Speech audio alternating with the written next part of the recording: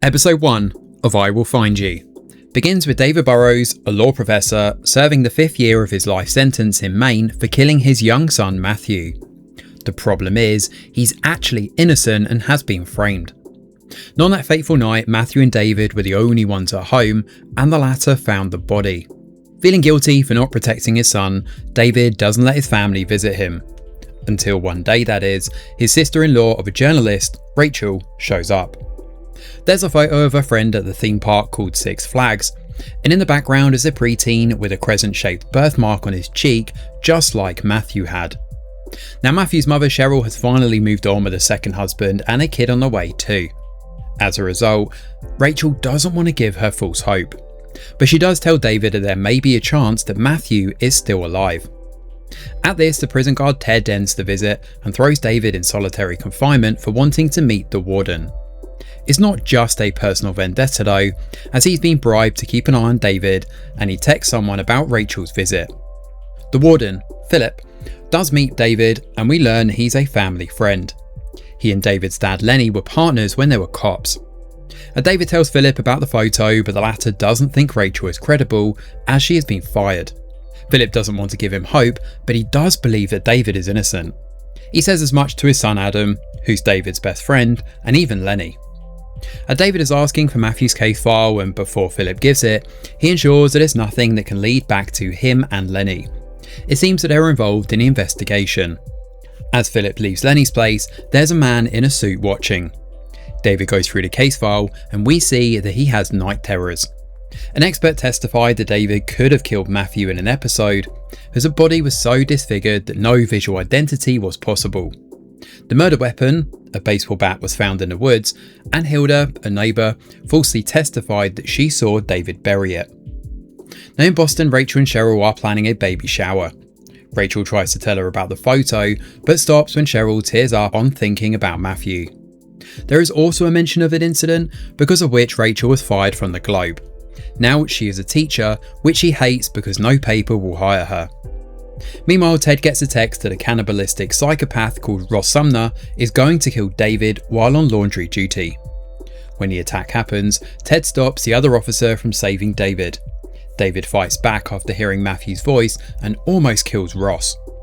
Philip points out that Ross shouldn't have been on work detail in the first place, but Ted feigns ignorance. Emboldened, David agrees to work with Rachel, who assures him that this is not just a story to her. They need to identify the body if it's not actually Matthew. And if so, who altered the DNA?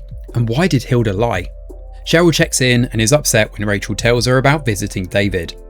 She hangs up before Rachel can tell her about the photo. That night, Ted personally attacks David. He confesses he has no choice. Unfortunately, Officer Diego interrupts, unwittingly saving David in the process. Philip pretends to side with Ted, who claims David tried to kill him. Philip gives him the day off and David feels betrayed. Alone, Philip assures David that he believes him, and he's brought Adam with him too. Since David is not safe in prison anymore, they're going to break him out. David pretends to be Adam and Philip walks the guy out. Elsewhere, Rachel asks her ex-boss Jim to look into Hilda. She changed her name and disappeared a month after her testimony, and her only known address is a PO box in New York. Ted is about to leave when he learns that David isn't in solitary, as Philip claimed he would be. Ted catches David and Philip just before they make it to the elevator. David pretends to take Philip hostage and they escape in the latter's car, but everyone is alerted and a chase ensues all the same. David and Philip wind up surrounded on the highway, and David looks scared as a negotiator calls. Philip warns him that he needs to look desperate enough to kill him, and David gets his act together. Episode 2 of I Will Find You begins with David picking up the negotiator's call. He speeds up the car and threatens to kill Philip McKenzie unless the state police withdraw the road spikes. It seems to work, and David makes it into the city. Rachel helps him switch cars in a mall while Philip leads the cops away. When Philip is caught, he claims he kept driving, even when alone, because David threatened to kill people in the mall. Ted tries to back out of his deal by giving the message to the psychopathic inmate Ross. However, Ross declares that Ted is a loose end and their mysterious boss will kill him for failing to kill David. The FBI puts Max Williams, a decorated agent, and Sarah Greer, a promising agent who messed up a civilian car, and the rookie Simmons on David's case. They learn that David is wearing Adam's uniform, who has been found tied up in Philip's office. It is all too convenient, and the FBI strongly suspect the Mackenzies of helping David. The news reports the escape, and Cheryl worries for Rachel. She keeps calling, but Rachel ghosts her. David is shaking, and Rachel feels guilty for not investigating Matthew's death from the very beginning. He also thinks she should loop Cheryl in, but she fears Cheryl won't be able to handle it. David learns about Cheryl's new life and looks sad. Unfortunately, the FBI go through the visitor log and figure Rachel is another accomplice. They put a bolo out for her, and Sarah, who's also a tech expert, learns the footage of Rachel's visit, which was supervised by Ted, was deleted hours earlier. As predicted, Ted is ordered to kill himself or the mystery boss will kill his family. He tears up as he sends his family away. Coincidentally, both David and Sarah decide to visit Ted. David reaches first, and Ted is frantic, revealing that he was only paid to babysit David. He didn't sign up to kill him. And since he's failed and the FBI are involved, the mystery boss wants him gone, so he winds up killing himself. Sarah finally arrives at Ted's, but David gets away in time. Meanwhile, a neighbouring inmate tells Williams that Ted used his emergency key to take David to the infirmary last night. In exchange for this intel, the inmate wants David's flashlight. David and Rachel realise the mystery boss is tying up loose ends, which means Hilda is next. On the way to New York, Rachel shares that she pushed a sexual assault victim to go on record. Unable to take it, the victim wound up killing herself. That is why Rachel was fired, and she regrets being so ambitious, and David comforts her about this. Right then, the suited guy from Lenny's place calls Ted's burner phone, which David stole. The guy warns David that he doesn't know what he's up against, but David promises to rescue his son from them. Now in New York, David is overwhelmed as he has forgotten how bright, loud and crowded real life actually is. He waits while Rachel calls her ex Hayden, who's super rich and still hung up on her. He easily agrees to let her crash at his place. Elsewhere, Sarah and Williams find that REH Holdings paid Ted $1,000 a month for 5 years to keep tabs on David. They think Ted tried to kill David, and so David killed him. Williams laments about the flashlight, and Sarah sees it missing from David's cell inventory. They find it hidden in a toilet with Matthew's case file, and Hilda's name is circled, and they think David is going to kill her. As for the Mackenzies, they need to lawyer up. Philip regrets dragging Adam in, but the latter insists on helping David. However, upon receiving a text, Adam leaves and grabs a shovel from his car. Lenny demands answers from Philip, while the suited guy, who is actually a corrupt FBI agent, snoops around Cheryl's house. The episode then ends with Adam digging up Matthew's fake body from his grave. Episode 3 of I Will Find You begins with a flashback to 2021's 4th of July gathering. Rachel insists she isn't getting back together with Hayden, while Kyle, aka Skunk, an old classmate, stares at Adam and David from afar. Now Adam jokes that Kyle always looked like he'd joined Nikki Fisher's gang, and at this Lenny and Philip exchange a glance. Now back in the present, Rachel and David stake out Hilda's P.O. box. Agent Simmons tells Cheryl that David and Rachel are in New York, and she lies about being in touch with Rachel, and her husband Ron thinks that she could get in trouble for it.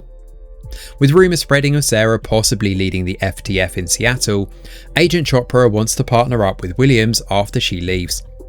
She hasn't told Williams yet, and Chopra warns her not to let the agent find out from someone else, as he'd only get hurt.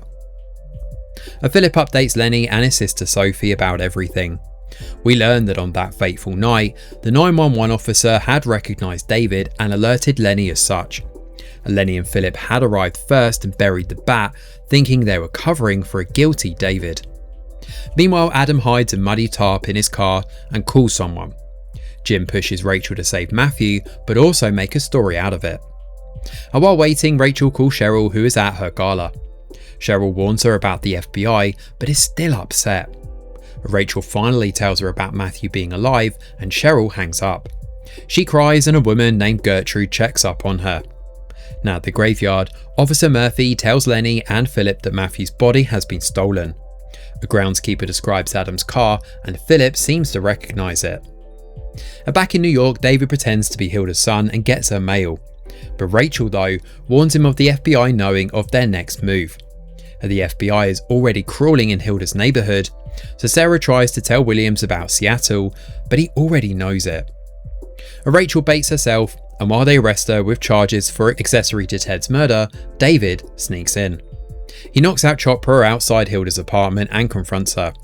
She reveals her daughter had a gambling problem, and if she falsely testified, the debt would be paid off. The man who approached her was called Skunk, who works for Nikki Fisher. Outside, Rachel stalls, but Williams figures her out and they rush in. Feeling guilty, Hilda helps David escape and Sarah chases him on the rooftops. She almost catches him, but fails in the process. And at the same time, Hilda calls Skunk, worrying that David will come back for her. As for our older duo, they confront Adam. But Adam actually wanted to help David by testing Matthew's alleged corpse again, but it was already missing by the time he dug up Matthew's grave. He's been suspended, but he stole all the related case files and records. Adam, Philip and Lenny decide to reinvestigate. At the gala, Cheryl, the leading doctor of her program, introduces it. Gertrude owns the Payne Foundation and makes a huge donation, but Cheryl is still distracted by Rachel's call and lies to Ron about it. She promises him that she will tell the FBI the truth, but doesn't. While leaving, we see the corrupt FBI agent, Stefano, in Gertrude's car. She thinks Cheryl won't be a problem and is frustrated that no one has been able to catch David yet. Hayden finds David in his apartment. Williams threats over the rooftop chase, and we learn that he's Sarah's father. A woman then calls Theo for dinner. He turns out to be the boy from the photograph, which means he could be Matthew. Episode 4 of I Will Find You begins with a flashback to 8 years ago. Now, Hayden had already dumped Rachel, but they are still friends. She's helping with his charity speech, and he wants his mum's approval, who doesn't believe his reformed playboy persona. Seeing how Rachel cares for him, he regrets breaking up with her and asks for a second chance. She refuses though, as she doesn't want to lose their friendship. At present, Rachel's arrest is processed and the Matthew photo is put into evidence. Sarah wants to know what her dad thinks about Seattle, but doesn't get a chance to press this further. Hilda lies to protect David, and the FBI don't understand why. Now, Hayden promises to get Rachel out and help David as long as he doesn't drag her into his mess anymore. David agrees and shares his plan, which happens to be that he and Hilda are going to lure Skunk to Washington Park and then confront him. Meanwhile, Lenny, David and Adam go through the case files. On the night of Matthew's kidnapping, Ronald Dreesen, the hospital administrator, claimed that Cheryl was called to the hospital because of a bus accident. Only there was no bus accident. And yes, Ronald Dreesen is Ron, her new husband. Lenny feels ashamed for doubting David and takes the lead here. He questions Cheryl, who shares that Ron told her that the bus accident victims were rerouted to a different hospital. He insists Ron lied, but Cheryl refuses to believe him. Now, Hayden gives David his gun before they leave for the park. Stefano watches and tells someone that they have a problem. Now, onto the FBI investigation. Sarah doesn't understand how the Six Flags photo is relevant. She also notices Hilda's phone calls to Skunk, a known fixer of the Fisher mob family.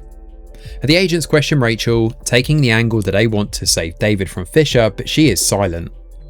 The interrogation is cut short though, as they learn that Skunk has been spotted in Washington Park.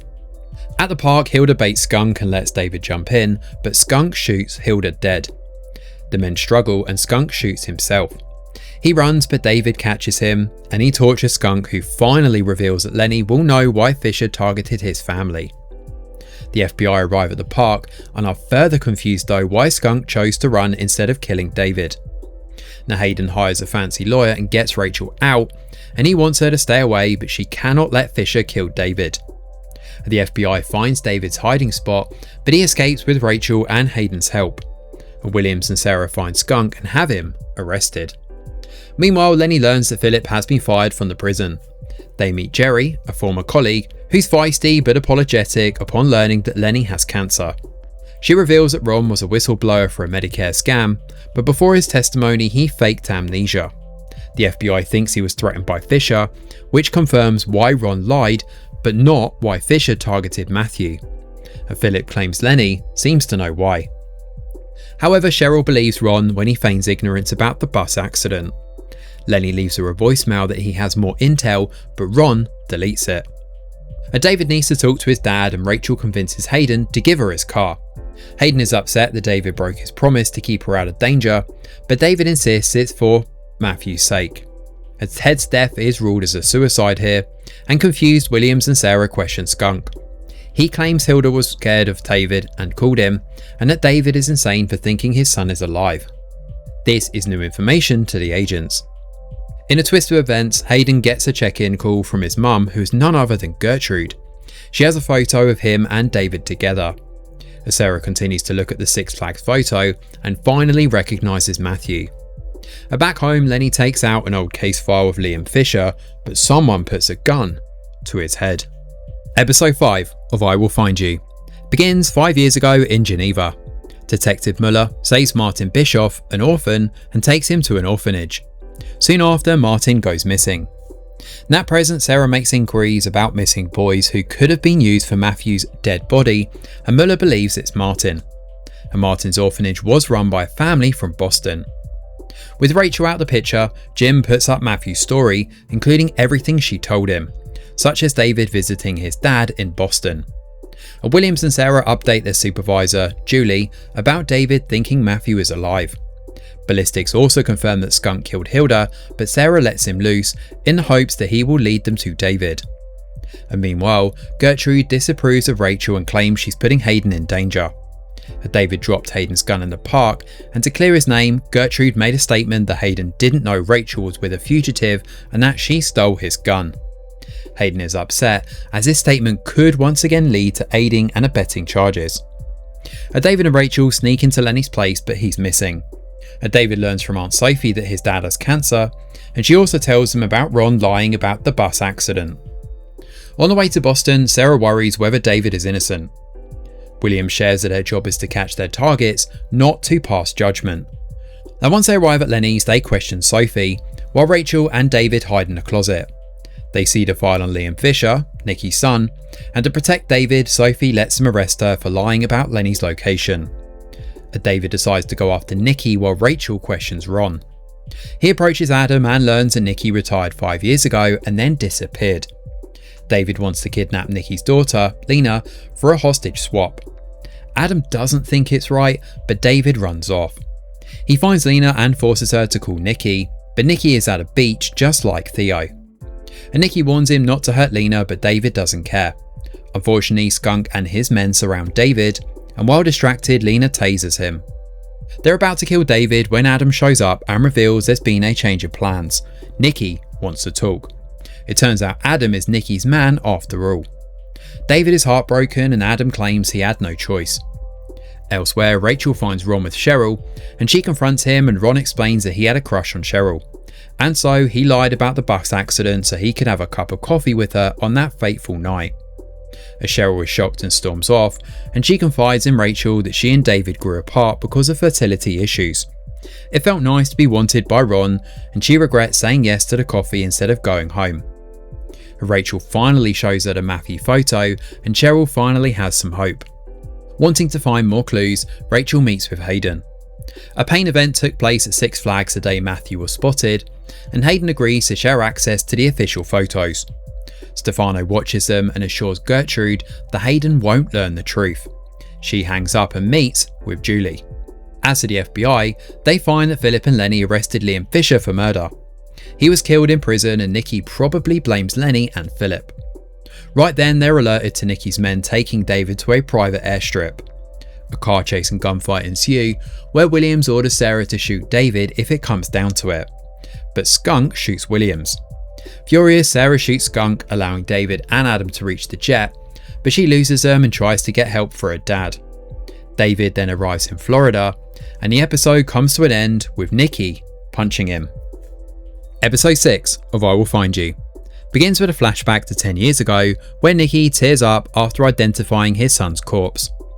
Now at present, Nikki is super chatty and rambles about his love for his son before he takes David to where he's keeping Lenny hostage. And Nikki reveals that he had gotten the DA to drop the charges, but Philip and Lenny planted fake evidence which put Liam in prison, where he was then killed. He puts a gun to Lenny's head and asks David to pick Lenny or Matthew. Suddenly, Adam threatens to kill Nikki, as they seem to have had a deal. Nikki had initially put a hit on Lenny and Philip, but Adam agreed to be his mole in the police force in exchange for their lives. It's a tense showdown, no doubt, but Lenny convinces David to pick Matthew. But Nikki kills no one. It turns out it was a test to check whether David really was innocent. Nikki quite indignantly declares that he doesn't hurt kids. He simply bribed Hilda to lie to get back at Lenny for manipulating evidence according to his own whims. David is lost at this point and doesn't know what to do next. Nikki points out that Matthew isn't just his son, and the kidnapping could be related to Cheryl. Lenny is held as an insurance policy, while Adam thinks he will be killed for pulling a gun on Nikki, but David is allowed to go. Back in Boston, Williams is stable, but Julie benches Sarah for being emotional, reminding her why it's not ideal for family to work together. Unbeknownst to Julie, Muller and Chopra help Sarah get the case file on Martin, the missing Swiss boy. Elsewhere, Rachel asks the paint photographer about some missing photos from a Six Flags event. Cheryl is determined to save Matthew and David and goes to Philip. They have to prove the dead boy isn't Matthew by doing a DNA test against a sample kept on record. She gives Philip Matthew's hair from his first haircut, which he kept as a memento. Hayden is on his way to help with the photos when Stefano tries to kill Rachel. Williams had stationed a cop outside Rachel's and Stefano accidentally kills him. Rachel escapes with Hayden and freaks out, and he's comforting her when David calls. He updates him on everything and reveals that Matthew may not be his biological son. And meanwhile, Stefano calls 911 and claims David killed the police officer. Back at the hospital, Williams and Sarah have an emotional reunion. He was an absent father and became distant after divorcing her mum. They reconnected after becoming partners, and he promises to never leave her again. Right then, the BPD go after David for being a cop killer. Williams warns Sarah that they need to get to David first or he's a dead man. Rachel and Hayden pick up David from the private airstrip, and he shares how Rachel went behind his back and got pregnant at a pain fertility clinic. Hayden helps them sneak in, and there are no reports on Cheryl, but there was a doctor who was fired for impregnating patients with his own sperm. Hayden's mum covered it up, and it's Dr. Heller, and he works with Cheryl. Through CCTV footage, BPD track the trio to the clinic. Hayden stalls by getting himself arrested, while Rachel and David escape. Now at the end of the episode, Stefano tells Heller that she cannot protect him anymore, and thus he needs to leave. Episode 7 of I Will Find You begins 5 years ago with Stefano and Gertrude setting up David to take the fall for Matthew's murder. Dr. Heller gives her some paper and she burns it, and she also reminds him that since she protected him from his fertility clinic scandal, he owes her. At present, Heller panics and deletes all his emails. He tells someone that they need to leave, and we then cut to Theo's nanny telling him that they need to leave. Hayden is in prison and his lawyer shares that things aren't looking good for him. He needs to do what Gertrude says. Once he's out, he leaves a voicemail for Rachel. He apologises for cutting a deal with the cops and confesses that he has always loved her. Detective Muller arrives in Boston and heads to the clinic with Sarah, and on the way Muller reveals that Martin ran away 3 weeks before Matthew's murder, and his orphanage was run by the Payne Foundation. Now Martin has a rare genetic disorder called MLD. Sarah convinces her dad to order a DNA test of Matthew's sample in evidence. Now at the clinic, Sarah hacks into the computer and wonders why David looked up Cheryl. While this is happening, Muller looks into REH Holdings. The account was cleared 2 days ago on a request from a Boston bank. He decides to provoke Gertrude so that she slips up. Elsewhere, David and Rachel get Ron to help, as he would be reuniting Cheryl with her child. He sneaks them into an empty hospital room and goes looking for Heller. Now while waiting, David decides in a matter of the DNA, Matthew is his son. Outside, Ron catches Heller just before he exits the hospital. Cheryl spots them and Ron tells her about David's theory, and she goes to David and hugs him, apologising for not believing the guy. However, she reveals that she figured out later that she was already pregnant when she visited the clinic, which means David is Matthew's biological father. And she wasn't treated by Heller, but by a female doctor. Nearby, Julie storms into Williams' hospital room and cancels a DNA test. She warns him for helping Sarah and suspends her for disobeying orders.